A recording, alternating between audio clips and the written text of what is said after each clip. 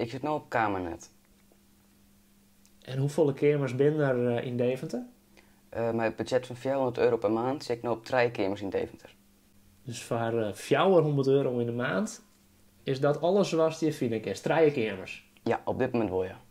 Het wie een hele tour voor de 18-jarige Daniel Noorlander van Kollemersweg. Een kamer in Deventer, dat hij archeologie studeert. Als neetoplossing wenne hij 6 weken lang maar zijn heid in een caravan op een camping vlak boeten de stad. Maar na een ziektocht van moan hield Daniel een paar dagen lien eindelijk beet. Ik werd hem aan zijn wekker en ik denk van ik zal hem op Kamernet zien. Dat wist me nooit. En ik zeg de 2 kamers van dezelfde aanbieder. En daar heb ik op gereageerd en ik kreeg vrij snel een reactie. En ik wil langskomen. En ik heb hem gewoon een kamer gehuurd, bijna gelijk. Want hoeveel kamers hast je al bezocht in totaal? Nou, ik heb gereageerd op een stuk of 20, denk ik wel. Misschien zelfs wel meer. Vanwege de drege ziektocht besleert zijn heid in augustus om de caravan op te zetten. Op een camping bij Diepenveen.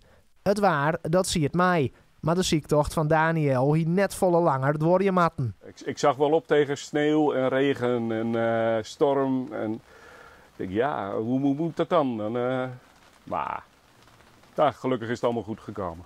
6 weekjes in de caravan en nog een weekje nu opruimen en dan schoonmaken en terug naar Kollemerswaag. En Daniel, die bloot voor eerst op zijn kamer in Deventer. Zijn studie archeologie door het Fjouwerier. En hoewel hij wies is met zijn kamer, had gewoon klasgenoten die nog net voen. Er is überhaupt heel weinig aanbod.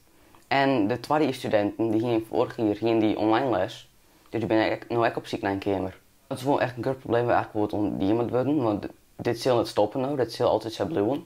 Want gewoon die gezin of persoonswoning komen steeds meer omheen. Dus gewoon, en er worden minder huizen gebouwd, dus dit kan echt een groot probleem worden.